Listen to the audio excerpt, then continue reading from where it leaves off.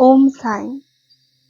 हमारे सद्गुरु श्री साईं बाबा के निर्देशानुसार हम आपके लिए एक नई श्रृंखला प्रस्तुत कर रहे हैं जिसका नाम है साईं सच्चरित्र के मोती।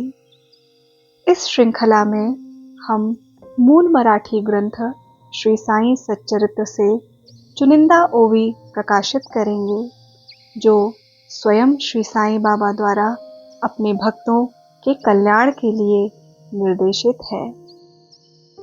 श्री साईं सच्चरित्र मूल मराठी ग्रंथ के कवि कैलाशवासी गोविंदराव रघुनाथ दाभोलकर, जिन्हें बाबा ने स्वयं हेमाड़पंत की उपाधि प्रदान करी थी, उन्होंने इस पवित्र ग्रंथ के लेखन का कार्य सन 1922 में आरंभ किया और सन 1929 में 52वां अध्याय पूर्ण किया।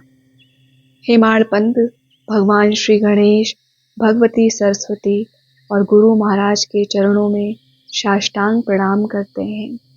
फिर वे अपने कुल देवता श्री सीता रामचंद्र के श्री चरणों में साष्टांग नमन करते हैं और अंत में श्री सच्चिदानंद सद्गुरु श्री साईनाथ महाराज के चरणों में नतमस्तक होकर उनकी स्तुति करते हैं।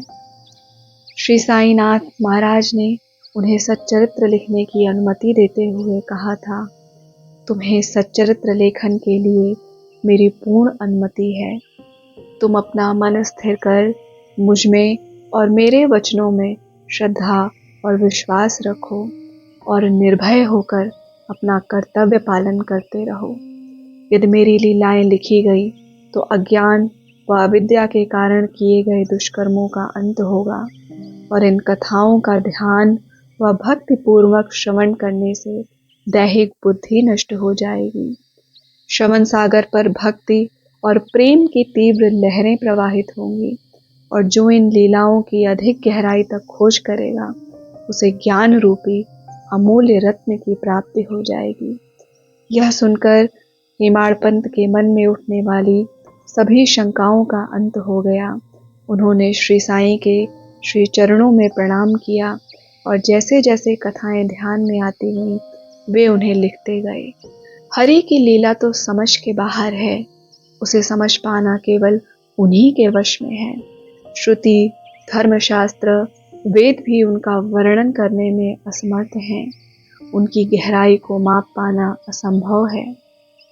श्री हरि तो सरल और निष्कपट तथा श्रद्धा भाव से प्रेम करने वाले भक्तों के दास हैं और सदैव ऐसे ही भक्तों के वश में रहते हैं। ईश्वर तो केवल प्रेम के भूखे हैं। छल कपट करने वाले और पाखंडी कभी भी ईश्वर को अपने वश में नहीं कर पाते हैं। बाबा ने श्यामा से कहा, इसी में तुम्हारा कल्याण है। इससे मेरा भी धरती पर अवतार लेने का उद्देश्य पूर्ण हुआ और तुम देखोगे कि मैं निरंतर इसी विषय को दोहराता हूँ और इसी में मेरी रुचि है। फिर बाबा ने आगे कहा, श्यामा, मैं तुम्हें बताता हूँ, जो प्रेम पूर्वक मेरा नाम स्मरण करेगा मैं उसकी समस्त इच्छाएं पूर्ण कर दूंगा और उसकी भक्ति में उत्तरोत्तर वृद्धि होगी।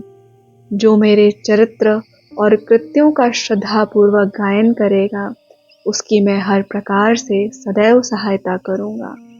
जो भक्तगण हृदय और प्राणों से मुझे चाहते हैं उन्हें मेरी कथाएं श्रवण कर स्वभावतः प्रसन्नता होगी। विश्वास रखो, जो कोई मेरी लीलाओं का कीर्तन करेगा उसे परमानंद और चिर संतोष की उपलब्धि हो जाएगी। यह मेरा वैशिष्ट्य है। जो कोई अनन्य भाव से मेरी शरण में आता है, जो श्रद्धा पूर्वक मेरा पूजन, निरंतर स्मरण और मेरा ही ध्यान किया करता है, उसको मैं मुक्ति प्रदान कर देता हूँ। जो नित्य प्रति मेरा नाम स्मरण और पूजन कर मेरी कथाओं और लीलाओं का प्रेम पूर्वक मनन करते हैं, ऐसे भक्तों में सांसारिक वासनाएं और अज्ञान रूपी प्रवृत्तियां कैसे ठहर सकती हैं। ओम साईं।